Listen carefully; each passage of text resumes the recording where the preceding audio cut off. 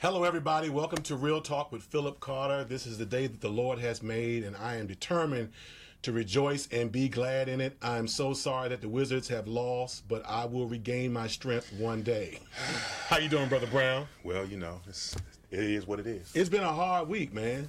I mean, you know, with all that's going on in the news and, you know, it's just a lot going on. But God is still good. God is still good. In this episode today, we have the incomparable Mark Walker. Say it again. The SAT word, incomparable. Right. That's it. Mark Walker. 11th grade. Huh? It's 11th grade. That's right. That's right. And we have the magnificent. I'm Jesse Jackson today. We have the magnificent Anthony Tony Walker. Okay. And Pastor Marcus Neal. You know, his name is spelled like Marquise. Yes. I wanted to be ghetto with it, but it's Marcus. Pastor Marcus Neal, his lovely wife is here today, and we're going to be digging into all of their lives and their careers. It's going to be a great show. But for right now, stay tuned. We're getting ready to go to a video by my friend Eric Waddell and the Abundant Life Singers from Baltimore, Maryland, with a song called Thy Name Be Praised. Enjoy.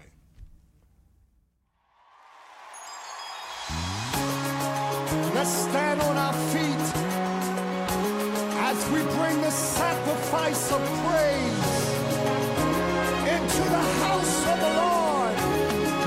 Come on, everybody. We come to give you the glory and all of the honor. We come to give him the glory and the honor. Anybody come to give him praise? We come to give you all the glory and the honor. Come on, anybody come to give him praise. The Bible declares, oh, give thanks unto the Lord. We bless his name. We lift him up. We adore him. Thy name be praised.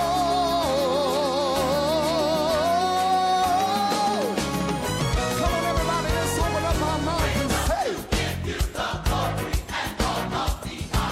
I will bless the Lord at all times. His praise shall continually be in my mouth. We come.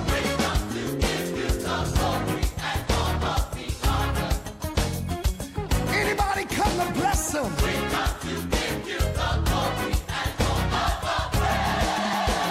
Lift your voice and say, oh, give thanks. God, we love you. We adore you. There's nobody like you. Hallelujah.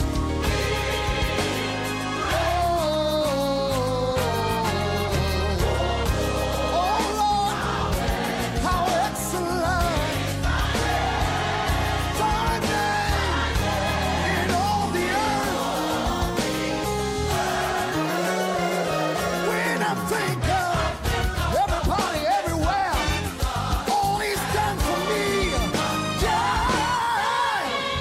Lift your voice, open up your mouth. We lift your name higher and higher. Let me see you wave your hand. Sound the trumpet. Open up your mouth.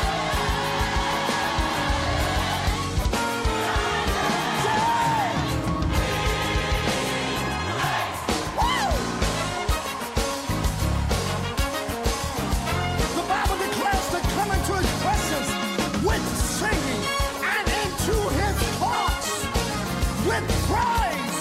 Everybody, we come to give him honor, give him glory. We come to give him glory. Come on, anybody come to give him praise. Let me see you wave your hands. And the honor. If it had not been for the Lord on our side, tell me where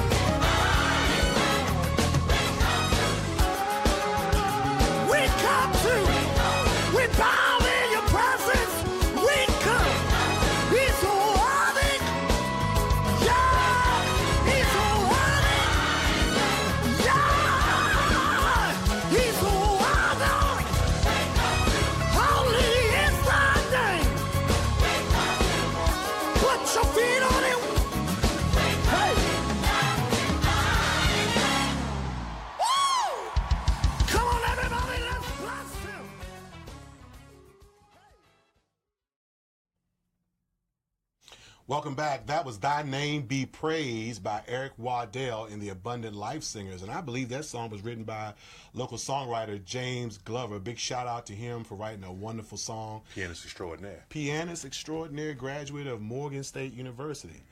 But right now I am here with somebody that I have known now, I believe, for about over 20 years. He is a staple in the DMV area and a staple across this country. Has played for many R&B artists and gospel artists.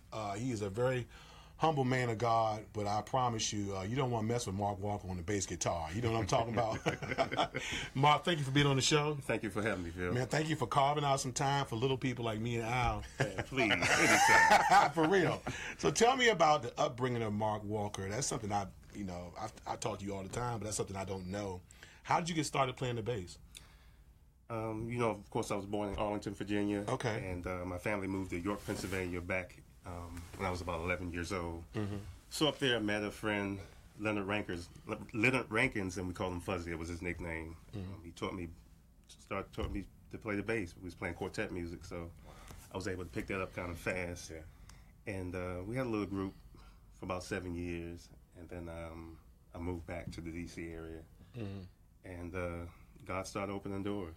One thing led to the next.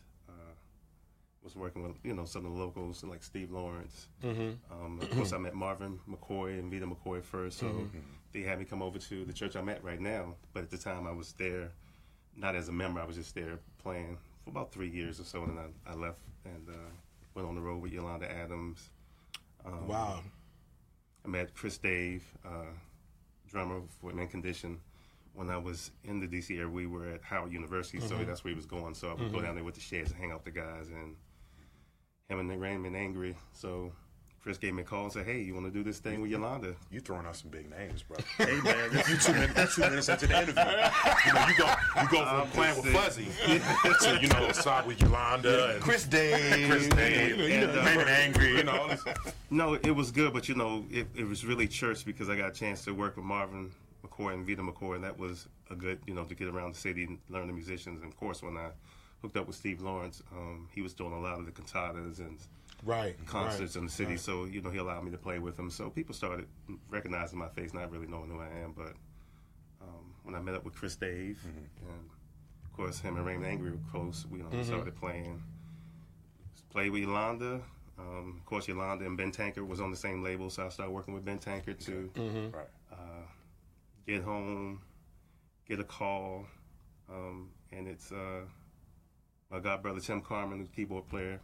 He's played with Eric Clapton, Babyface, and he had a shot. He said Gerald Albright needed a bass player, so I was out there hanging out with him. So I was at the studio. Gerald Albright heard me play.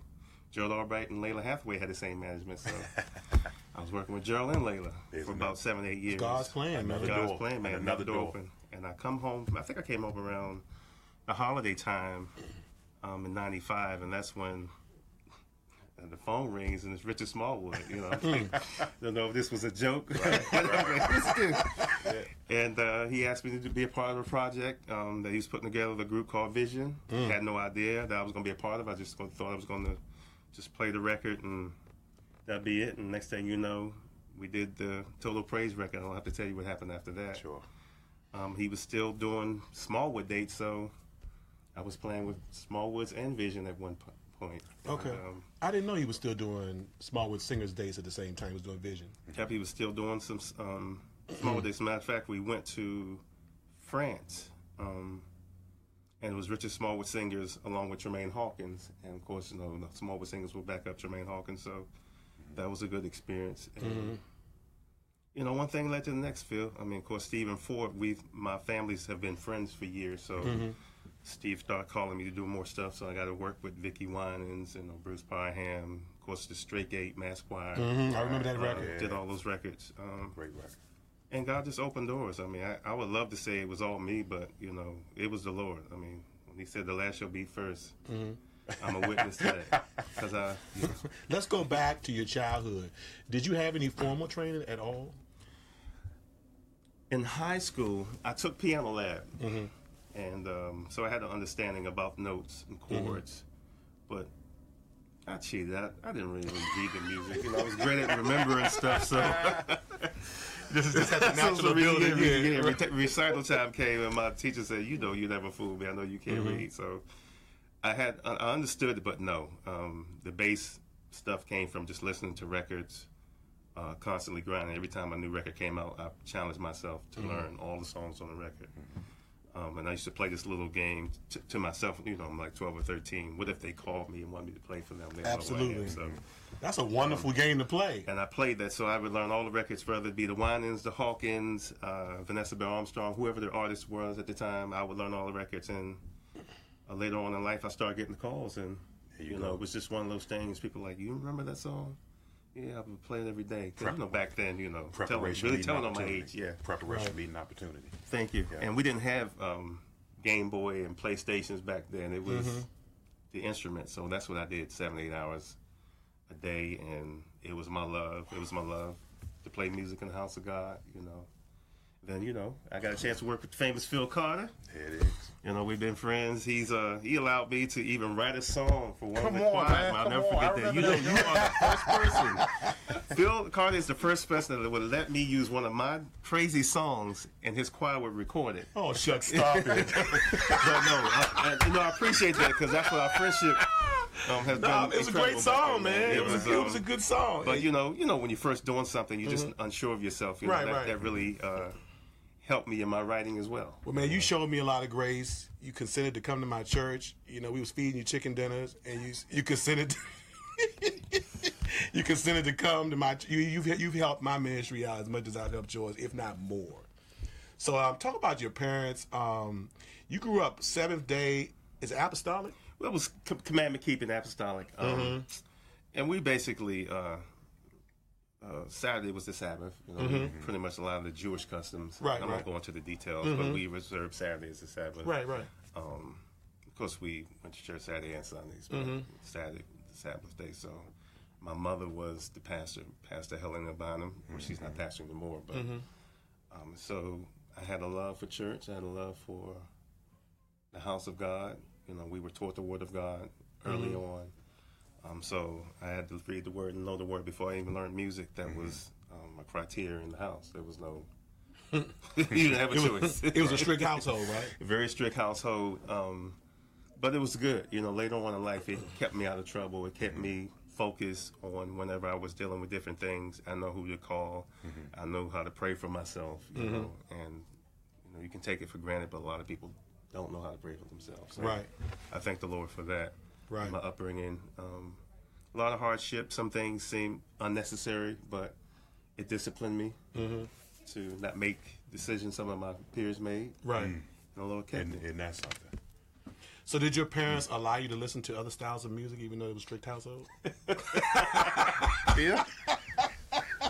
About to get me in trouble. No, we could not listen to any in the house. We could not listen to anything other than gospel music. If it didn't have Savoy Records or Malachi stamp on that label, that thing didn't cross that door. And my mother was a prophetess, so she already knew.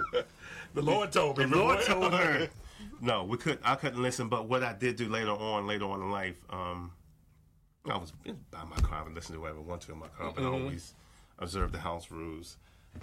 So it kind of helped me too, because then when I began to play R&B, and I should say smooth jazz, like with Joe Albright, one thing he said to me, and it's just not bragging, these were his words, it's like, you have a unique style, because I wasn't influenced by other records. So I just took my own interpretation and played. So that was a great thing about playing with Gerald and Layla. They were like, hey, give me what you have. Give me something different than what we're used to. I was able to go there because I was never influenced to hear so much. Of course, I knew who Stanley Clarke was, knew who Marcus Miller was, you know, and Victor kind of came on the scenes. I was already playing, so but Stanley Clarke was really the guy we all listened to, because he was that guy back then. And, but I realized, you know, the way he played, some of the stuff I enjoyed, some of the stuff was just good to hear, not to learn. You know, that's why. You still do stuff with Will Downing? Will Downing that's my dude. That is 17 years in this year. Talked to him a couple of days ago, and a lot of people who aren't in church sometimes don't understand the relationship you can have with someone who doesn't sing gospel music. Right. but failed to realize his background was just like my background. His mother was a holy woman, grandparents were holy women. He went to church, and he's actually working on a gospel record because I played on track. And but Is Snoop helping him? no Snoop. Okay. Unfortunately, Snoop's not on. Okay. Snoop not helping him. Will, you got to step your game up, man. No, Snoop's not on this one. But I enjoy playing with Will because of the show, because I am an entertainer. Yeah, I'm saved, love the Lord, but I'm an entertainer too. That's a part of who I am. Absolutely. And so I can do that and still remain who I am. Right. And my relationship in that with Will and the band is, well, it's like a brotherhood. We all know where we all stand. Everybody knows. Right. I love the Lord. And when I was talking Bible and stuff like that, so I'm not even going to try to fool you and say that. But I conduct myself in a Christ-like manner, respected. But you've always done that, though. I mean, as far as I can see, you've always exemplified, you know, that person who is, you know, who has morality, you know, that kind of just straight lace, but, you know, got his head on straight. That's always been you. Well, I appreciate that. Yeah. I mean, and even, you know, even before you married Rhonda, I knew you know, and in this business, you know, the women come after you. I think people don't really realize that the women come after you on a whole nother level. And the men. Well, yeah, in this case, and the men. Yeah. Well, you know what? It comes with the job, and if people want to be realistic, because I've been on both sides of the fence, you know, being in ministry with my parents, and even now, being a part of Greater Mount Calvary with Bishop Owens, sin is everywhere. Right. And so it doesn't have to be an R&B for women to come on you. I've had women come on to me in gospel before I was married, while I was married. So it comes with the territory of what we do. I think what's most important for people to remember is it's up to you what decision you're going to make. Absolutely. And you can't make God or the devil, you know, the blame, because sometimes you know what you want, you know what you like. And the Bible says flee from sin. If you're not strong enough to deal with it, then maybe you don't need to be there. You got to go. And after what we've seen and learned this past week, you know, it really is a reminder and wake-up call to all of us who are entertainers. You know, I tell my kids, blood only flows to one head at a time. Now, if you don't know what that means, I'm not going to explain it. But it only flows to one head at a time. And, you know, you got to really, really make some sound decisions as to what you're going to do with your life. Let's talk to some young musicians. There are a lot of bass players in the city, a lot of very talented young bass players, a lot of very talented musicians, singers. What advice would you give to them in terms of, you know, they're trying to make it, they're trying to find their way? Give us some nuggets that we can take with us as young musicians. Well, I think picking and choosing decisions of the people you're going to be around is the most important thing. Yes, sir. No matter how talented you are, we've seen it. We've seen it in sports. We've seen it in politics, that a lot of times we get in trouble when we're not around the right group of people, people who are not going to make us accountable to who we are. Yeah, there's a lot of great musicians, but you should find someone, not necessarily have to be a mentor to you, but someone you kind of look up to, somebody who will give you accountability, someone who's not afraid to call you up and say, hey, man, you need to apologize, or you need to tone it down. Because later on in life, it's not about your talent, it's about how you carry yourself. And people are going to remember who you are for the things you didn't do. Right, you didn't do. Come on now. Yeah. You know? Yeah. And so I think, you know, your talent's there. Of course, you know, you let God lead you. Don't feel insecure. Don't feel mad. Don't feel bad or upset when somebody's not complimenting you, or you don't feel like you're part of the crowd, because that's what comes with this job. We all walk that lonely walk, because people thought I was always getting praises, and it was the opposite. A lot of people were upset I was playing with Richard. I knew Layla Hathaway or Ben Tankard or Yolanda, and we were on great speaking terms. And when you bring my name up, people love to talk about me, not because of my playing, because we had a relationship and they knew where I stood. Absolutely. And I think that there's going to be a lot of talented people, but I think what separates you from the rest is, you know, being that better person, seeing about other people, making other people better. It's nothing wrong with referring somebody and speaking well of someone else, even if they're not speaking well of you, because the Bible says you will reap what you sow. So Character. it is a character thing, and I think that sometimes the youth can probably feel maybe too misunderstood when they say they feel like they need to be like they're on our level. Well, no one's on anybody's level when they're older. I'm not on my parents' level. Yeah, I'll never be on that level as long as they're on this earth. They've had more experience, so they're my go-to people. Now, can they learn from me? Of course, but I think we're learning because the more you humble yourself to the Lord, that's something that surprises Satan, and he counts on our talents and the arrogance in us to disrespect the elders, the ones who've gone on before us. So that's why I always talk about Tim Lindsay. You know, Tim, you may have only been 10, 11 years older than me, but Tim spoke to me, spoke into my life. He would say, Mark, you're like one of the best guys I've ever heard play. I wasn't playing for anybody. No one had ever heard of me. And so it gave me so much confidence that this guy, he didn't have to say this, do this for me. And for him to say, hey, man, you're going to be better than a whole lot of people. You know, he said, man, I don't know too many people who play like you. And to hear those words coming from this guy who's on all these records, a guy that I looked up to say this, man, he spoke life into me. So that's why I can never forget. And people think I'm just saying this to be saying, it's like, he came in my life when he said those things, it just made me more confident in who I am. Didn't have to change. And so I think the youth is on a good path as far as learning abilities, writing and all of that, but don't forget the Lord, don't forget who paved the way, and just remain humble. Right. 30 seconds. Talk about your wife and your child. Wife, 4 children. My wife, Rhonda, we've been married for 16 years. We have a 12-year-old daughter. Of course, you know, before I got married, I had 3 other children, Jerron, Jeremy, and Jasmine, and they're older, 31, 30. I know some of them. I don't know all of them. Yeah, so I have 4 children, and it's great. My wife just started a new position in Marriott. She just landed in California, so she's in Palm Springs right now. But thank the Lord for them. Thank them for understanding my career. I was always a great dad because I wasn't always around.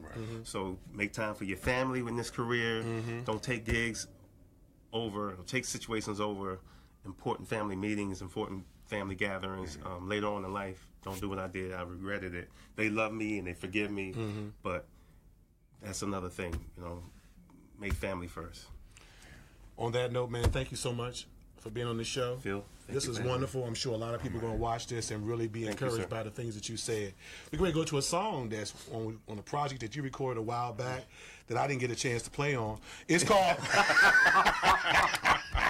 a song called Forever Yours by Mark Walker. Y'all enjoy. He's on the next one.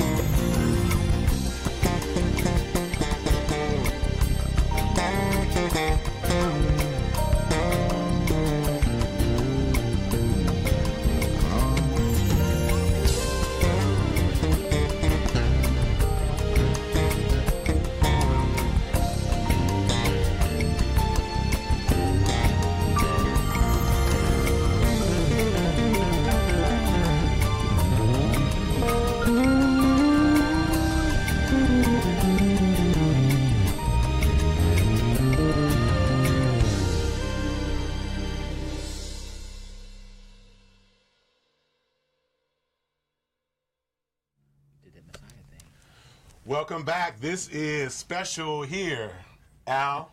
In this special, All the legends. right? All the legends, right? They're all here. Here we go. We've got Mark Walker. He's considered to stay on because next to him is another incomparable, phenomenal musician by the name of Anthony Tony Walker, with whom I've had on the show before. We had some technical difficulties before, but I wanted to have him back because we actually get ready to do a show together. Not me. I'm just going to be around. I'm just going to introduce you all. I'm going to hold the popcorn.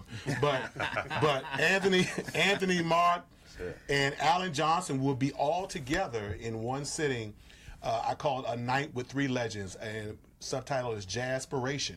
It's going to be on June the 11th at Queens Chapel, United Methodist Church. It's a Monday night, so y'all can come out and get your praise on, get your groove on at the same time. It's going to be at 7:30.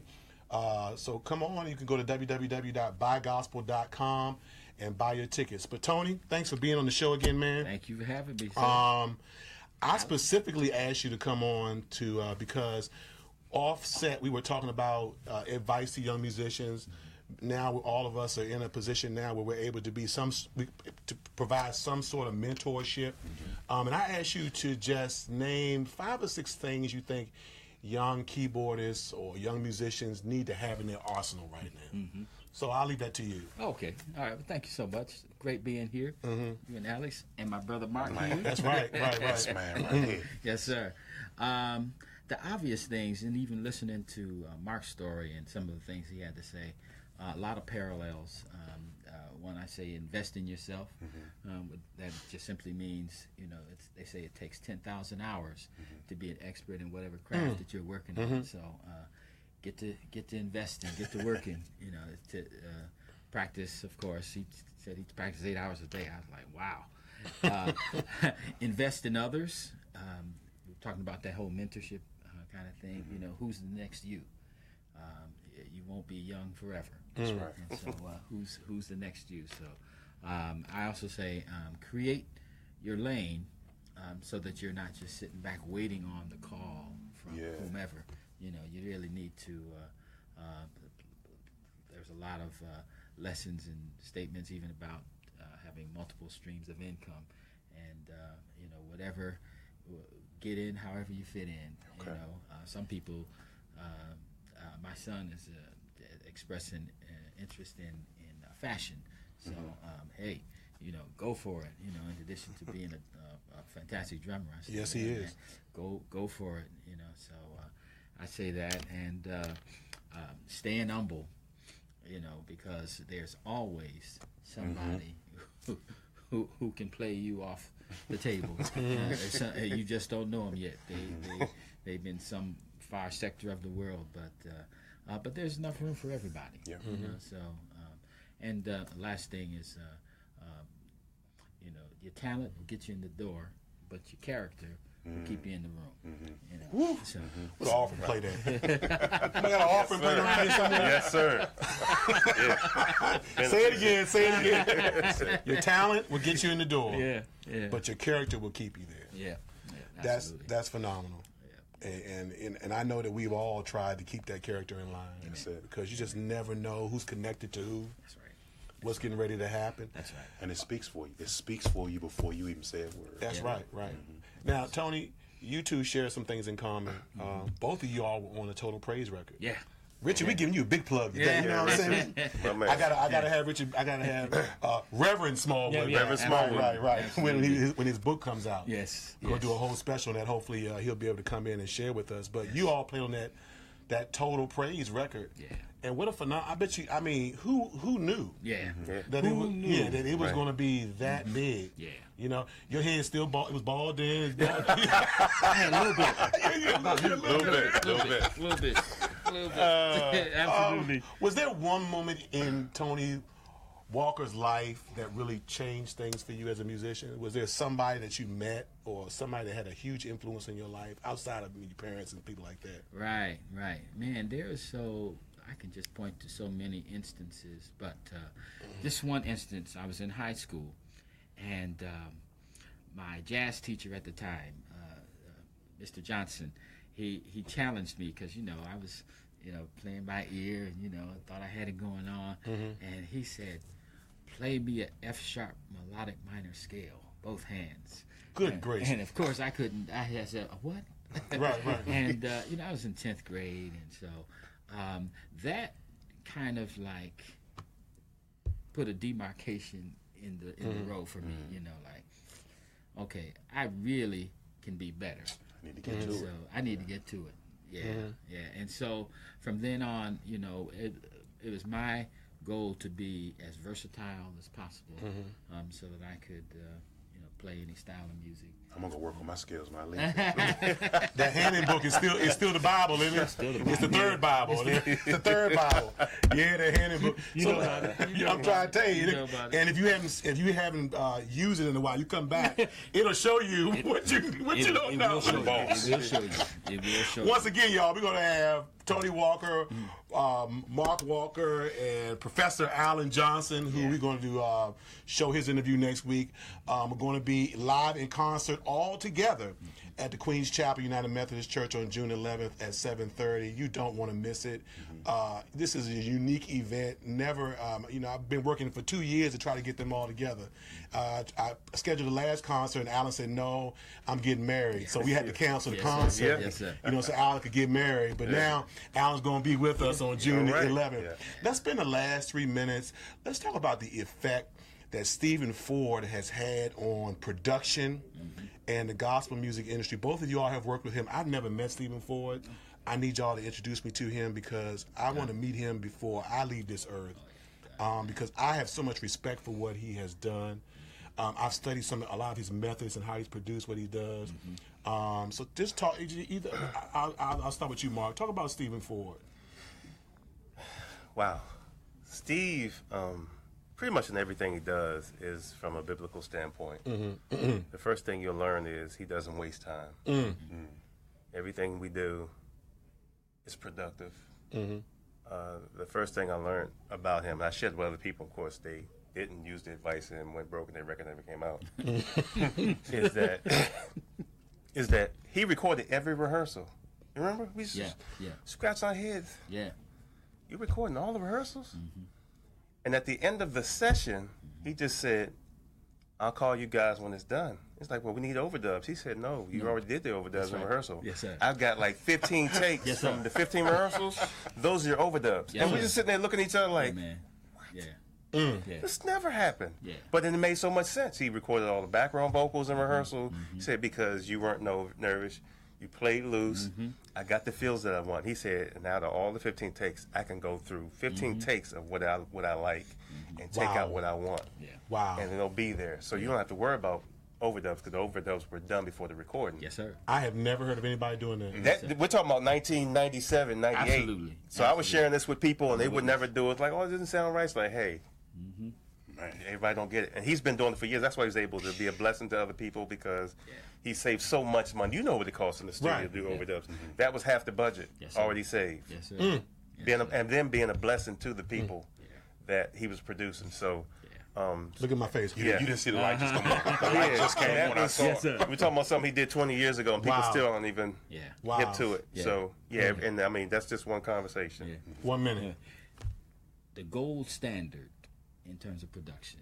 That's what I call him, because not only does he do everything that Mark said, this guy is a whiz at notating this stuff. Yes, I do know that. So it's like, I come into a session and I'm like, I got my iPad and it's the whole session is on my iPad of because Steven has scored everything out, and being that saves me time. And but yeah, the gold standard in terms of production. So I remember one quick story. I grew up playing Hammond organ, so I was playing. Went down to one of these black college gospel choir gatherings in Atlanta, and who should show up but Stephen Ford, playing with Barbara Ward Farmer and the Wagner Alumni Chorale. Those of you Philly people know about that. And I tell you, this dude proceeded to beat the organ so, I mean, to the point where I'm going to the piano. I don't care. Right. He's a monster, man. Oh, Yeah. Oh, He's a monster. And you know what? Since we started our musicians fellowship, we got to bring Stephen here. I know he's a college he's a big time college professor now, dean, right? Yes. Congratulations to you on that. We got to bring him here to impart some knowledge. Sure. Even the people in my generation, I'm 43. We would love to sit down with him. Yeah. Just ask him questions, production questions, life questions, money questions, all kinds of questions. People like that. You just don't want to lose that that knowledge. Thank you, too, for being on the show. Thank you. I look forward to being with you all on June 11th. Me too. 7:30 p.m. Get your tickets, y'all. Yep. www.buygospel.com. Thank you so much, Tony, for joining me again. Thank you, sir. Mark, thank you as well. Thank you for having me, Phil. We're getting ready to go to one of Tony's songs called Dancing in the Moonlight. He is playing the dickens out of his piano in this song. Y'all enjoy it.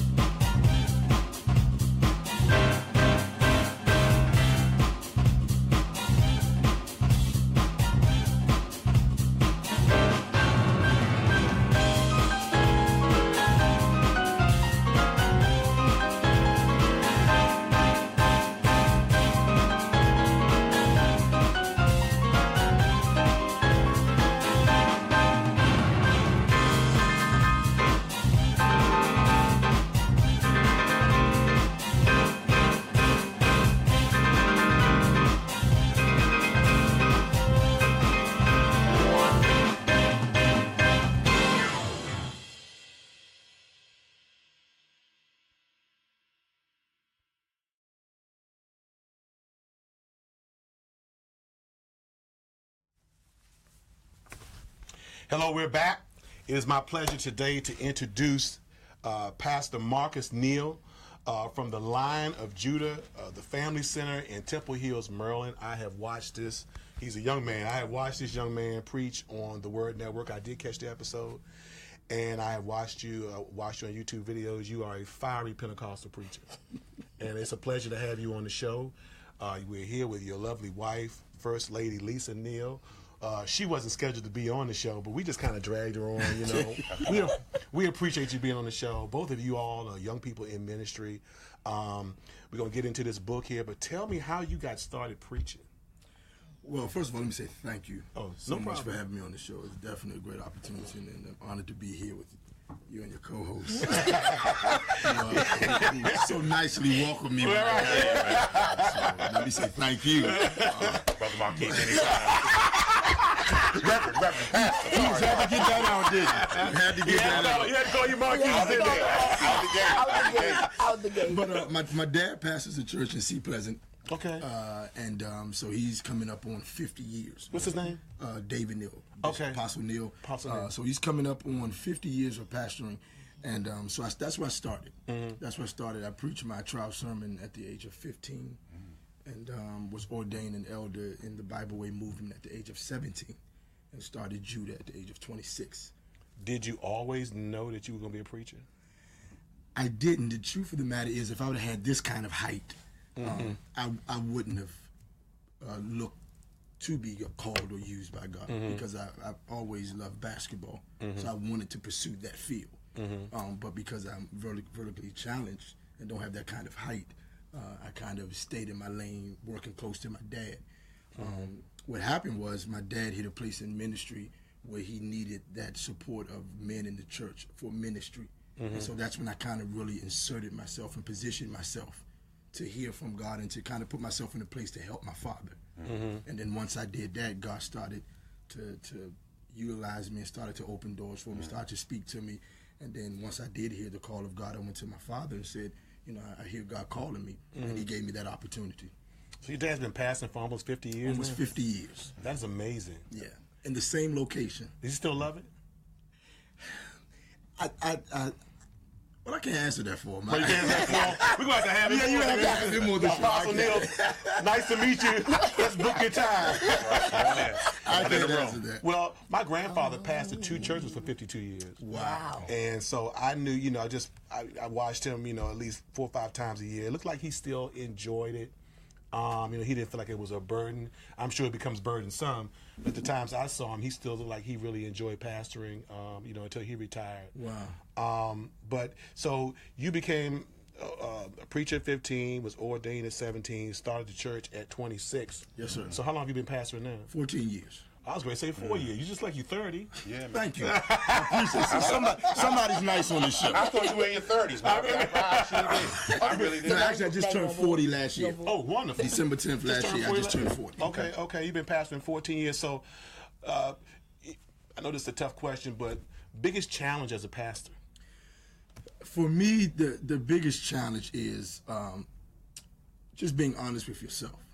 Being honest with yourself and where you are in ministry. Sometimes we can get caught up looking at other people, looking at what they're doing, and sometimes you may feel like you're not achieving anything, or you're not doing anything, or you may be behind.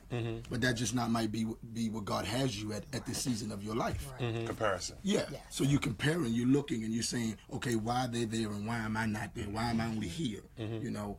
So I think for me, just answering that question, I think it's a thing of just being honest with yourself, understanding where you are, being comfortable in your lane, and always finding a way to evolve yourself, always finding a way to make yourself better at what you're doing. And so for me, I always think the biggest challenge for me is just always looking at me, just always trying to make sure I'm where I need to be, and I'm doing what I need to do, and I'm hearing from God. This may be an overlapping question, but if you had to talk to yourself now, 14 years ago, what would you tell yourself? You started the church, right? Yes, sir. So what would you tell your young self now, 14 years ago? Be patient. Be patient and be who I am. The problem that I had, speaking of me, the problem that I had, because I was just so blessed to be around so many great leaders. When I came out the gate, I found myself taking parts of everybody else. You know? And so I really wasn't Marcus. I was a makeup of a whole bunch of preachers that I've been around, thinking that was going to cause me to be successful. Okay. So you grew into? I grew into myself. I grew into who I am, and I became comfortable with that. And so for me, if I could look back 14 years later and talk to myself all over again, I would just say, hey, man, just be patient. Be patient, take your time, always, progress, learn, continue to be humble, surround yourself with people of influence that can really help you, and be comfortable with who you are. First Lady Neil. It's okay. Speaking to the mic right now. Right there. You said you were on my side. You have walked Right on this your walk left with side. him for 14 years. Yes, sir. How do you, as a first lady, you probably heavily involved in ministry yourself, you're probably over a part of the ministry. How do you support him? What are the things that you do that other people may not know about to support him? It's not so much what I do at the church, it's what I do outside of the church. A lot of times we come to church and we see the pastor's wife, the first lady, the co-pastor, or whoever, and we say, oh my God, I want that position.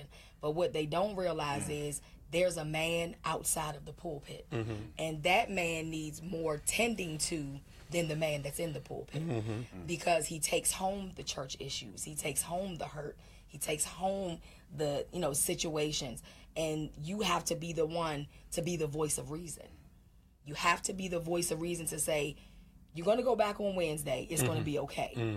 Because a lot of times if you don't have that support, because that's really what my role is support. If you don't have that support to say, it's going to be okay, don't worry about it, just keep going, keep moving, then if he doesn't have that at home, and you really can only say so much at the church because it's, oh, that's his wife, she's supposed to say that, forgetting I'm a member also.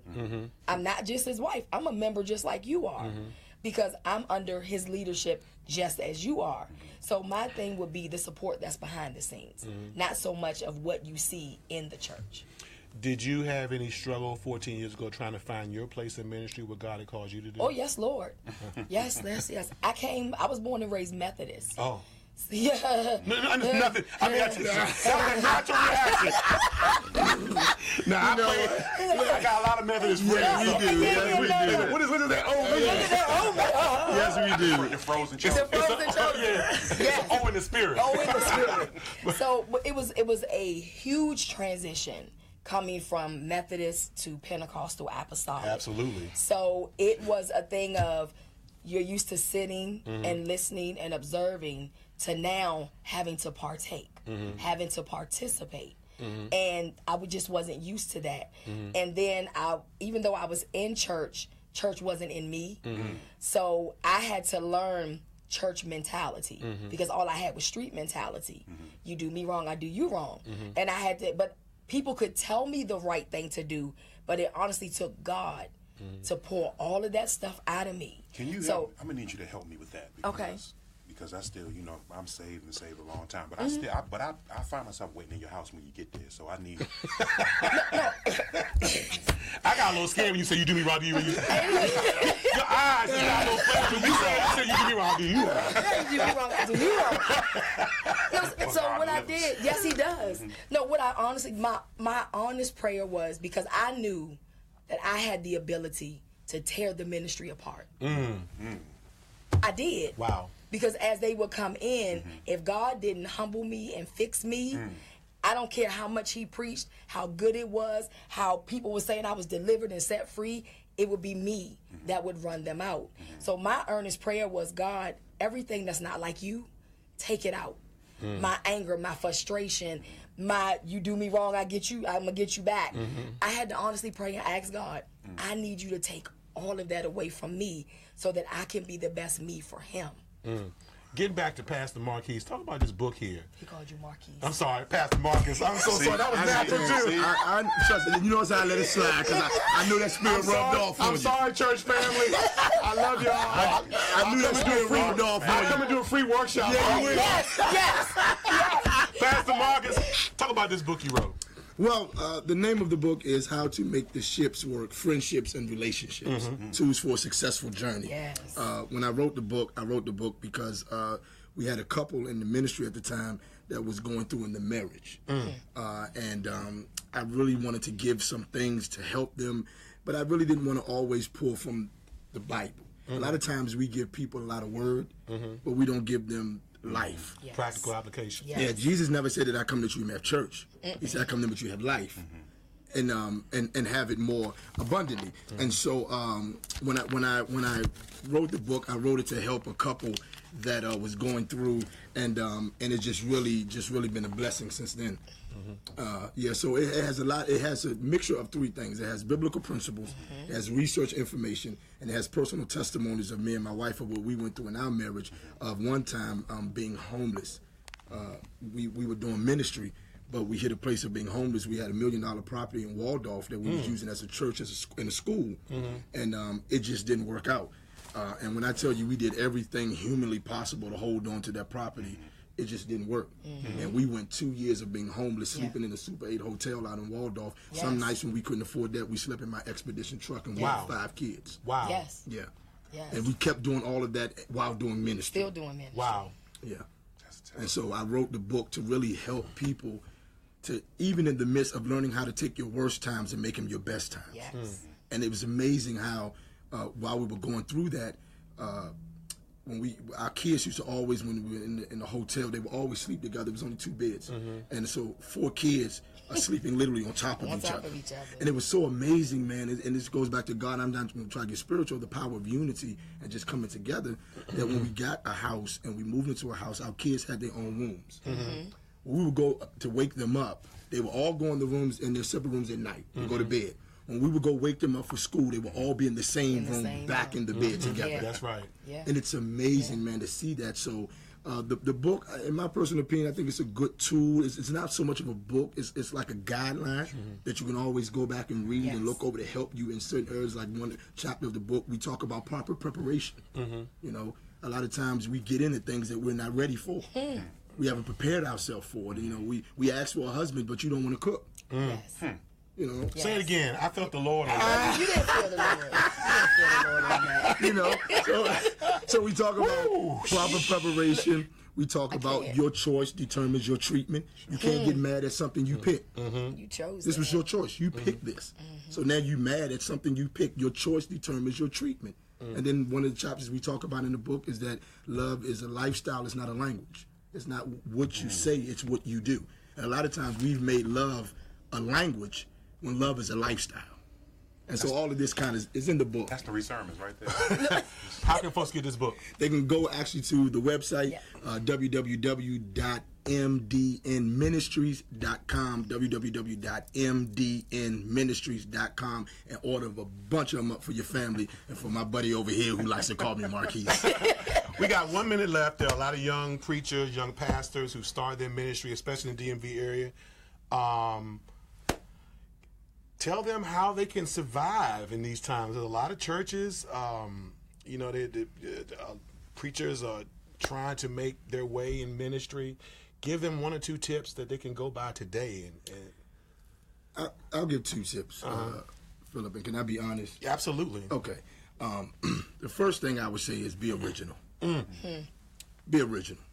And I had to learn this the hard way. Be original. Even when it came down to my dad, a lot of things I found myself early doing in ministry because my daddy did it. You know, be original. Find out what God has for you. Find out what your lane is. Find out what the call is on your life, and follow that. The second thing I would say is give people Jesus. Absolutely. Yes. He says, if I be lifted up, Absolutely. I'll draw men unto me. We got to get back to giving No people. gimmicks.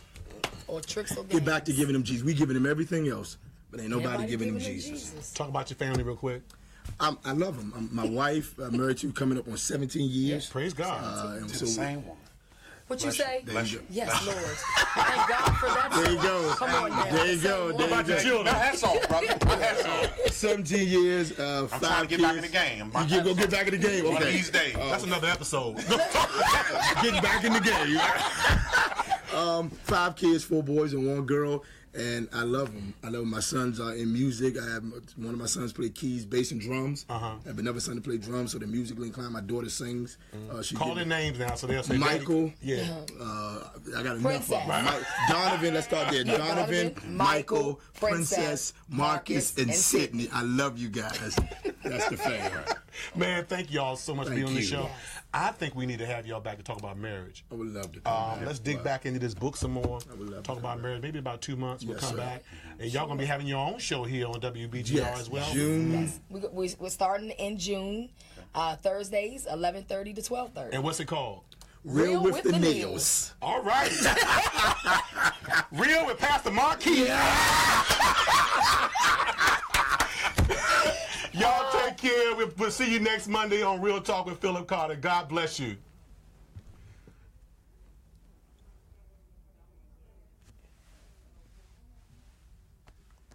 Yeah, man, it's a pleasure. For more information on how to become a guest on Real Talk with Phillip Carter, or for general inquiries, please email us at realtalkwithphillipcarter@yahoo.com. Tune in next Monday for another edition of Real Talk with Phillip Carter. Hello, my name is Carlton Carter, and I'm running for Prince George's County Council District 8. When I represent you and your family, I am looking to do the following. 1, to raise the quality of education in our school system. I'm the only candidate that's qualified to have that technical skill to do that. 2, I will also make sure that every school has a certified police officer. I'm the only candidate that has experience as a school administrator of how to lock down a school building to keep our children safe. 3, I will focus on making sure that our representation of tax dollars for the MGM is being represented and accounted, and making sure that it goes to its proper place. 4, I will make sure that we have mental health facilities, because we do not have any mental health facilities in Prince George's County. 5, I will focus on roads and transportation, increasing the yellow and green line and bringing back our metro buses. So a vote for me is a vote for a better quality of life. Vote for Carlton Carter